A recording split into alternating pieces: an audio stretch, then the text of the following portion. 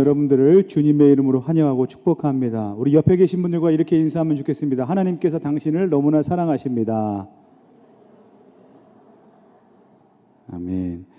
저는 오부 예배 때마다 소아시아 7교회에게 주셨던 예수님의 말씀을 가지고 하나님의 은혜를 나누고 있습니다. 그 중에서도 오늘은 6번째 교회인 빌라델비아 교회에 대해서 살펴보려고 합니다. 우리 먼저 빌라델비아가 어떤 도시인지 한번 살펴보면 좋겠습니다. 빌라델비아는 고원 도시이고 당시 최고의 교통의 요지였습니다. 그 결과로 농업과 상공업이 함께 발달하였고 정치 군사적으로도 상당한 역량을 갖추었던 것이 바로 이 빌라델비아라는 도시입니다. 더불어 이 빌라델비아는 지진이 많았던 지역으로 유명합니다. 또한 많은 신전과 종교 행사가 있어서 주후 5세기에는 작은 아테네라고 불리기도 했습니다. 그럼에도 불구하고 이 빌라델비아 지역에 있던 이 빌라델비아 교회는 소아시아에 있었던 7교회 중에서 가장 짧은 기독교 역사를 가지고 있었음에도 불구하고 소아시아가 이슬람 이교도들에 의해 짓밟혔을 때 유일하게 기독교를 지켜내서 신앙적인 면에서 가장 칭찬을 받은 지역이기도 합니다. 특히 이 빌라델비아 교회의 성장으로 인해서 흩어져 있던 유대인들이 기독교로 개종하는 역사가 많이 일어났습니다. 자, 그렇다면 오늘 말씀에 등장하는 이와 같은 빌라델비아 교회에게 주셨던 예수님의 메시지는 과연 무엇이었는가? 우리 말씀을 다시 한번 좀 읽어보면 좋겠습니다. 8절 말씀입니다. 우리 8절 말씀을 같이 한번 읽겠습니다. 시작. 내가 내 행위를 아노니 내가 작은 능력을 가지고서도 내 말을 지키며 내 이름을 배반하지 아니하였도다. 아멘. 예수님께서 빌라델비아 교회를 향해서 어떻게 말씀하고 계시는가? 첫 번째 이렇게 말씀하십니다. 내가 내 행위를 안다라고 말씀하고 계십니다. 여러분, 칭찬의 메시지 머릿말에 이와 같이 내가 내 행위를 안다라는 내용이 있다는 것은 언제 들어도 참 큰 위로와 힘이 되는 것 같습니다. 한번 생각해 보시기 바랍니다. 우리는 세상을 살아가면서 어떤 것에 대해서 많은 수고와 노력들을 하면서 살아갑니다. 그런데 그 수고와 노력에 대해서 세상 그 누구도 알아주지 않고 몰라준다고 한번 생각해 보시기 바랍니다. 그만큼 속상한 일은 없을 것입니다. 특히 교회 공동체 안에서 그럴 때 있지 않습니까? 바르게 신앙생활을 하기 위해서 참으로 많이 참고 인내하고 수고하고 헌신했는데 사람들이 그 수고와 인내를 알아주지 않는 겁니다. 너 참 대단하구나. 너 참 훌륭하구나. 너 참 믿음이 좋구나. 너 참 수고 많았다. 라는 말 한마디를 좀 해주면 좋겠는데 그 말 한마디를 내게 해주지 않는 겁니다. 그러면 마음이 어떤지 아십니까? 많이 서운해지는 겁니다. 그리고 기운이 빠지기 시작합니다. 그리고 여태까지 노력하고 수고했던 그 모든 것들이 아무것도 아닌 것처럼 여겨지게 되고 말아버립니다. 그런데 그렇게 기운이 빠져 있는데 기대도 하지 않았는데 마지막에 주님께서 이와 같이 말씀하시는 겁니다. 사랑하는 누구누구야, 내가 너의 행위를 다 안다 라고 주께서 말씀하시는 겁니다. 세상 그 누구도 나의 수고와 노력들에 대해서 하나도 모를 거라고 생각했는데 그래서 섭섭해하고 마음이 힘들었는데 우리 주님께서 모두 다 알고 계셨다고 말씀하고 계시는 겁니다. 여러분, 그때 오는 감동이 어떤 것인지 상상이 되십니까? 그때 오는 감동은요, 이제까지 아무도 몰라주었던 그 모든 상황들이 용서되고 상쇄되고도 남을 만큼의 위로입니다. 여러분, 요즘 서점가에 가보면 베스트셀러 코너에 있는 대부분의 책들이 어떤 책들인지 아십니까? 뭐 다는 아니겠지만 많은 책들이 위로와 관련된 책들입니다. 뭐 괜찮아, 위로한다, 뭐 이런 책들입니다. 이런 현상을 보면서 저는 어떤 마음이 들었냐 하면 현대인들이 참 많이 지쳐 있구나라는 생각이 듭니다. 그리고 많은 위로와 이해와 관심을 바라고 있구나라는 생각을 갖게 됩니다. 그런데 저도 거기에 포함된다는 사실을 알게 되었습니다.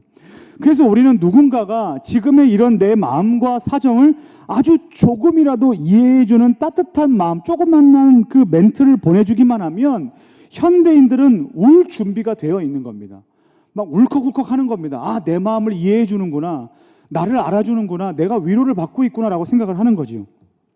그런데 여러분, 누군가에게 이해와 위로받는 것이 우리의 심리적인 안정에 큰 도움이 될 수 있지만, 하지만 그것은 여전히 불완전한 것임을 우리는 기억해야만 합니다.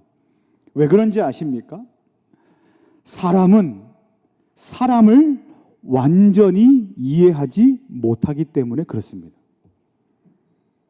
사람은 사람을 완전하게 위로해주지 못하기 때문에 그렇습니다. 이것이 바로 우리 인간이 갖고 있는 연약함의 한계입니다.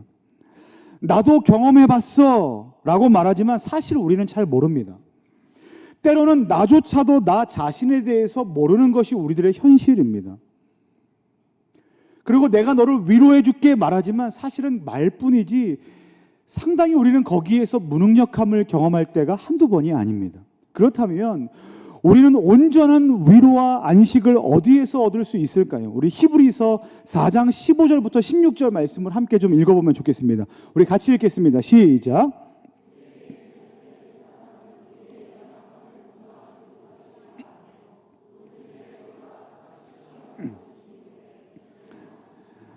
그러므로 우리는 긍휼하심을 받고 때를 따라 돕는 은혜를 얻기 위하여 은혜의 보좌 앞에 담대히 나아갈 것이니라. 히브리서 기자가 말씀하고 있습니다. 우리에게 있는 대제사장, 이 대제사장이 누구냐면 예수 그리스도입니다. 우리에게 있는 예수 그리스도는 우리의 연약함을 완전하게 동일하게 느끼시는 분이시다. 왜 그렇습니까? 그분은 참 하나님이시고 또한 참 인간이시기 때문에 그렇다라는 겁니다. 그러므로 어떻게 하라는 겁니까? 때를 따라 날마다 돕는 은혜를 얻기 위하여 은혜의 보좌 앞으로 담대히 나아가라 라고 주께서 말씀하시는 겁니다.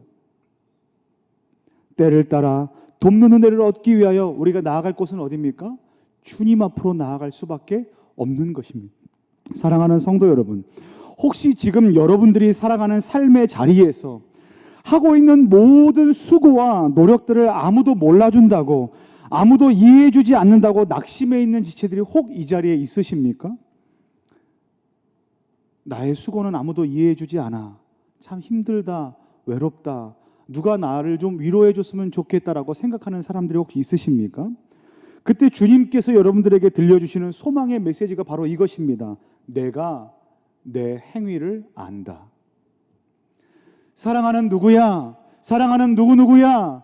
내가 너를 잘 안다. 내가 너의 수고와 내가 너의 인내와 내가 너의 모든 행위를 잘 안다 라고 말씀하시는 주님의 음성이 바로 지금 여기에 있습니다. 바라기는 여러분들의 위로를 불완전한 사람들에게서 찾지 마시고 저와 여러분들을 너무나 잘 알고 계시고 깊이 이해하시는 예수님께로부터 찾으시는 복된 성도님들 되시기를 예수님의 이름으로 간절히 축원합니다.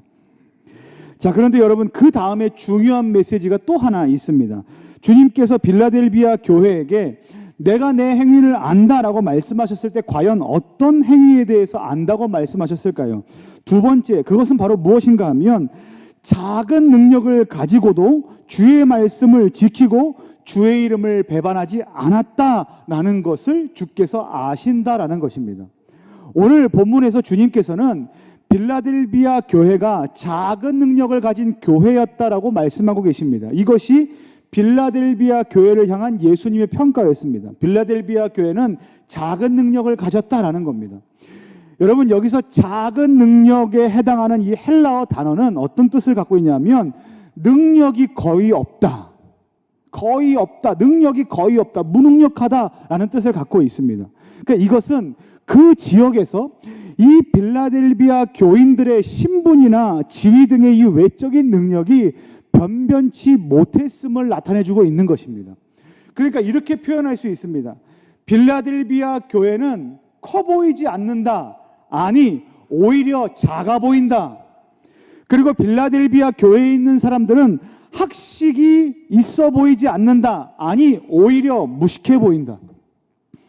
신분과 지위도 높아 보이지 않는다, 아니 오히려 낮고 천해 보인다. 영적인 능력도 없어 보인다. 아니, 무능력해 보인다. 말 그대로 어떤 능력도 그리고 어떤 실력도 없어 보이는 초라한 교회의 모습이 바로 어느 교회의 모습인가?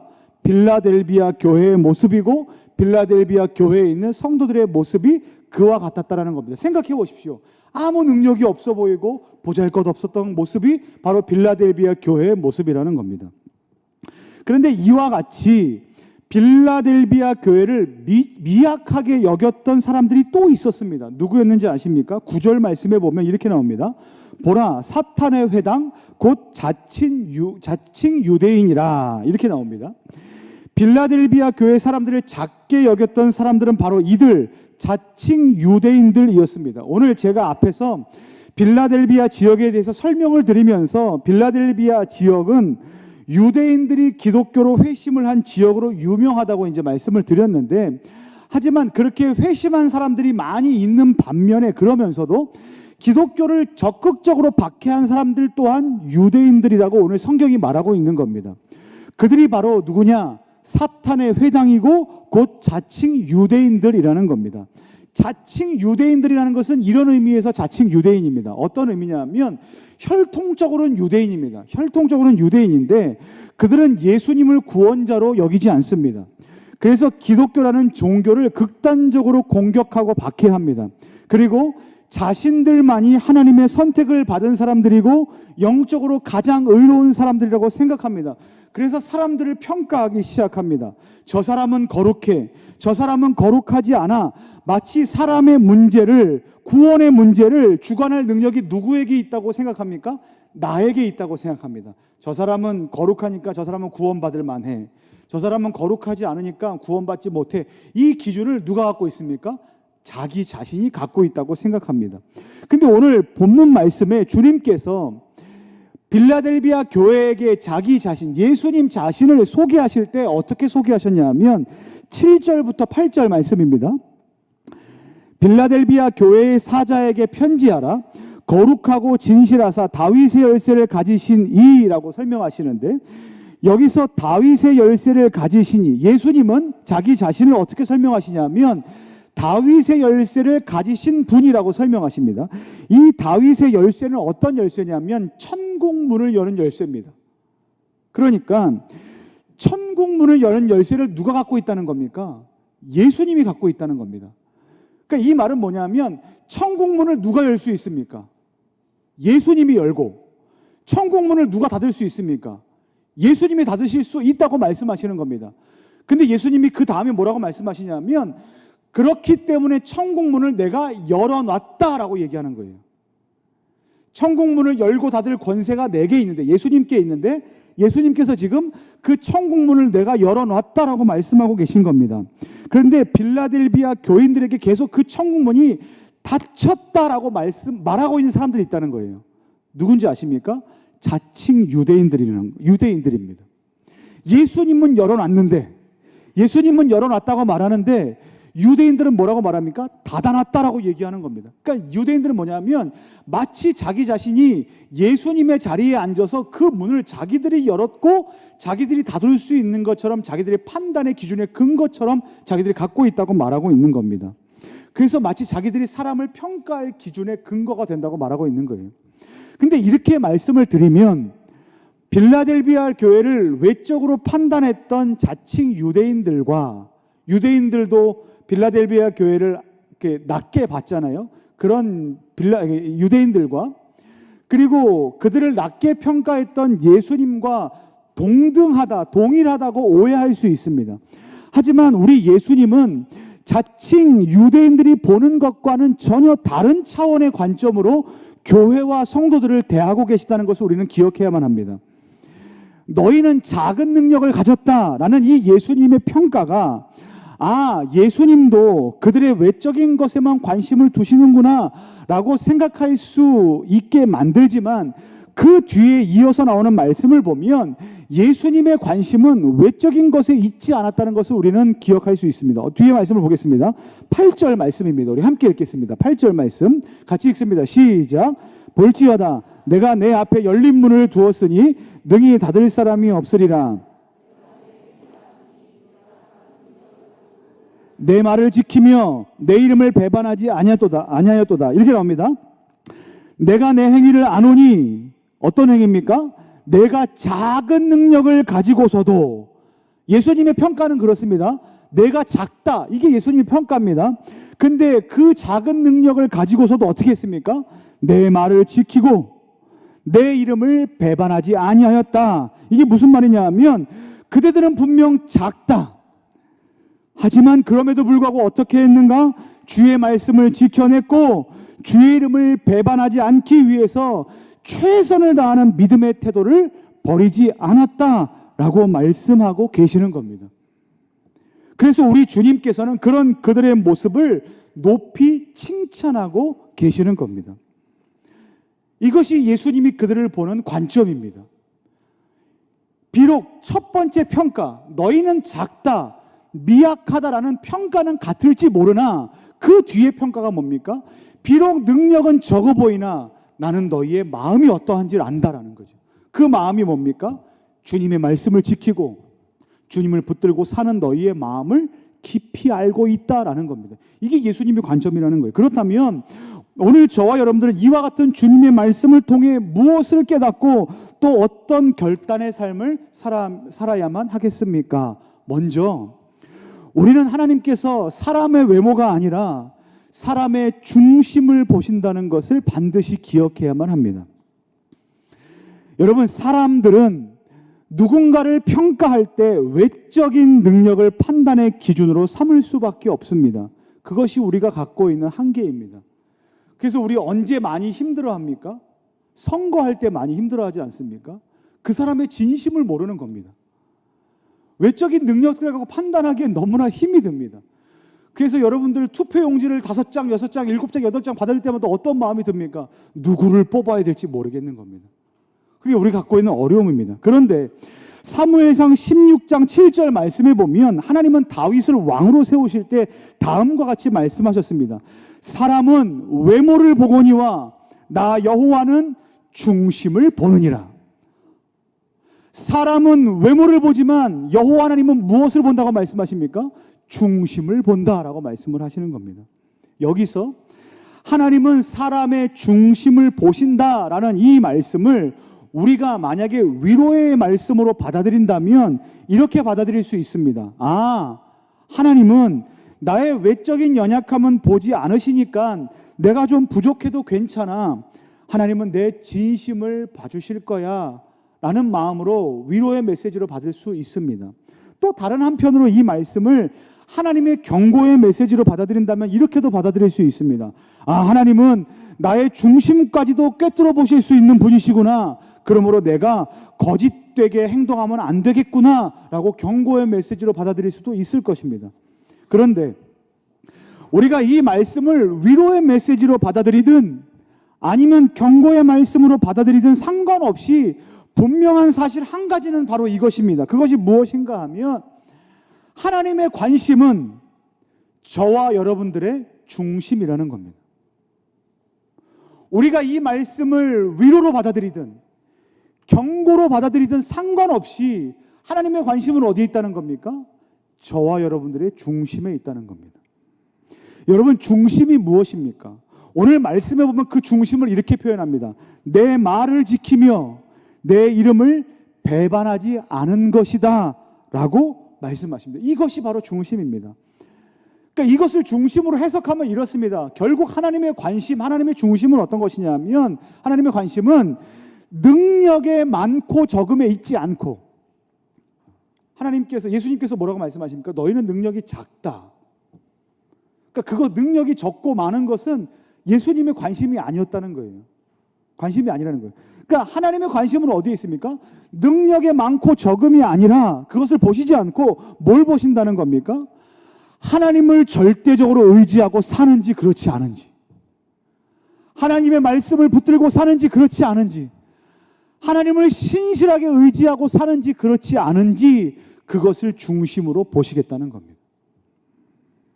그런데 자칭 유대인들과 그리고 유대인들과 같은 이 세상은 저와 여러분들에게 뭐라고 말하고 있습니까? 계속해서 우리에게 말하지 않습니까? 우리에게 능력의 많고 적음에 관심을 기울이라 라고 말하고 있습니다. 남들보다 더 많이 가져야 하지 않겠느냐? 남들보다 더 많이 배워야 하지 않겠느냐? 남들보다 더 높은 자리에 가야 되지 않겠느냐? 남들보다 더 성공해야 되지 않겠느냐? 그것이 성공이다. 만약에 그렇지 못하면, 남들보다 더 많이 갖지 못했다면, 남들보다 더 많이 배우지 못했다면, 남들보다 높은 자리에 오르지 못했다면, 남들보다 성공하지 못했다면, 그러면 마치 우리의 인생은 어떻게 평가될 것이라고 생각합니까? 실패한 인생이다 라고 우리를 몰아가는 것이 이 세상의 가치 기준 아니겠습니까? 그래서 저와 여러분들, 그리고 여러분들과 같은 청춘들이 더 힘든 것 아니겠습니까? 겨우겨우 대학에 갔는데 등록금 걱정을 해야 하고, 열심히 공부해서 졸업했는데 이번에는 취직 걱정을 해야 하고, 또 겨우겨우 취직했는데 모아둔 돈은 없고, 그래서 결혼할 엄두도 못 내는 청춘들. 그런데 옆을 돌아보니 어떻습니까? 다른 사람들은 어떻습니까? 나보다 다들 빨리 치고 나가는 것 같아 보이지 않습니까? 나보다 더 좋은 직장에 다니는 것 같고, 좋은 차를 끌고 다니는 것 같고, 좋은 배우자를 만나서 결혼한 사람들도 있어 보입니다. 가만히 생각해 보면 나만 정체되어 있는 것 같고, 나만 실패한 것 같이 여겨집니다. 이것이 바로 우리의 감정 아닙니까? 제가 그 페이스북이나 트위터나 뭐 이런 것들을 볼 때마다 속이 상해요. 왜 속이 상한지 아십니까? 쟤만 잘 나가는 것 같아요. 좋은 거 먹으러 다니는 것 같고, 좋은 데 여행 가는 것 같고, 좋은 직장에 다니는 것 같고, 좋은 차 끌고 다니는 것 같고, 좋은 옷 입고 다니는 것 같고, 좋은 핸드폰 갖고 있는 것 같고, 좋은 것 하고 있고, 좋은 것 누리는 것 같은 것, 그걸 바라보면서 어떻게 됩니까? 나는 누리지 못하는 것 때문에 늘 부러워하고 힘들어하는 삶. 그것이 우리의 연약한 모습 아니겠습니까? 그런데 여러분, 더 많이 갖지 못했다고 해서, 더 빨리 성공하지 못했다고 해서 패배감 가운데 휩싸여 살아갈 필요가 없다고 오늘 성경이 말하고 있는 겁니다. 왜 그런지 아십니까? 고린도전서 1장 26절부터 28절까지 말씀을 보면 하나님께서 저와 여러분들을 애초부터 선택하실 때 왜 선택했냐 말씀하시는 장면이 나오는데, 왜 선택했냐 하면 애초부터 지혜로웠기 때문도 아니고, 능력이 많았기 때문도 아니고, 가문이 좋았기 때문에 선택했다고 말씀하지 않으십니다. 그러면 왜 선택했습니까? 라는 그 질문에 하나님께서 우리를 왜 선택했냐고 말씀하시냐면, 천하고 부족함 투성이었기 때문에 내가 너희들을 선택했다. 그런 너희를 들어 써서 더 많이 가진 자들과 더 성공한 것 같은 사람들을 부끄럽게 하기 위해서 너희를 선택하였다라고 주께서 말씀하시는 장면이 나옵니다. 그들을 부끄럽게 하기 위해서, 우리를 더 잘되게 하기 위해서 뭐가 필요합니까? 하나님의 은혜가 필요하고 하나님의 능력이 필요합니다. 그러니까 우리의 무능력한 건 원래 베이스였습니다. 베이스. 우리의 무능력함이 우리의 실패라고 생각할 수 없는 건 뭐냐 하면, 우리의 출발은 원래 거기서부터였다는 거예요. 우리의 존재는 원래 없었던 존재. 원래 무능력하고, 원래 부족하고, 원래 천하고, 원래 낮고 부족한 것이 우리의 출발의 베이스라는 겁니다. 근데 여러분, 그럼에도 불구하고 연약한 우리가 누구와 함께하고 있습니까? 바로 하나님과 함께하고 있습니다. 성경이 뭐라고 말합니까? 그러면 된다는 겁니다. 오늘 빌라델비아 교회 성도들을 한번 보십시오. 비록 겉으로 보기에는 능력이 없어 보입니다. 세상이 그들을 보기에는 실패자로 오해할 수도 있었습니다. 하지만 누구를 붙들고 있었습니까? 바로 전능하신 하나님을 붙들고 있었습니다. 말씀을 붙들고 있는 겁니다. 그들의 중심이 어떤 것이었습니까? 하나님을 붙들고 있는 것이었습니다. 여러분, 이 문구 보신 적 있습니까? good minus God equal zero. 보셨습니까? 이게 무슨 말입니까? good이라는 단어에서 god을 빼면 제로이고, 제로에 god을 더하면 good이 된다.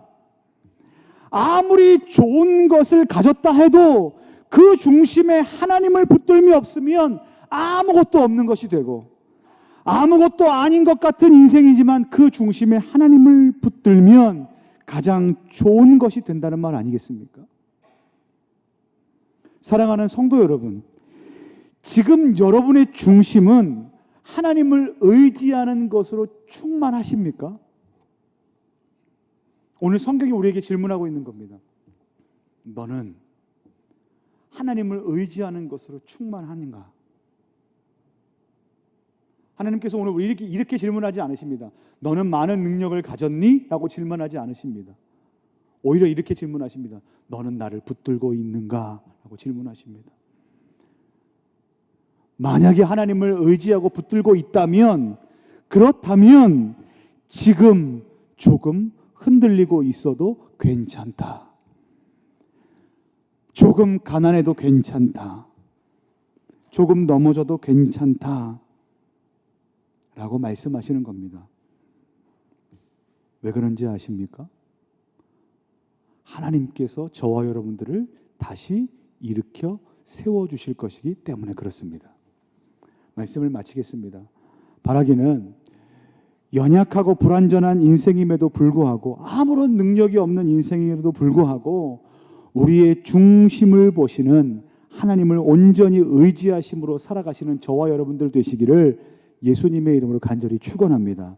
또한 어떤 상황에도 불구하고 세상의 기준으로 성공과 실패를 가늠하는 것이 아니라 오직 하나님의 시선을 갖고 날마다 승리하는 지혜 있는 신자들 되시기를 예수님의 이름으로 간절히 축원합니다. 우리 함께 이 시간 기도하면 좋겠습니다. 같이 기도하겠습니다. 우리 주신 말씀 붙들고 함께 기도하면 좋겠습니다. 우리는 우리의 연약한 모습을 보고 늘 좌절하고 낙심해하며 우울함 가운데 살아갈 수 있는 연약한 인생들입니다. 근데 오늘 예수님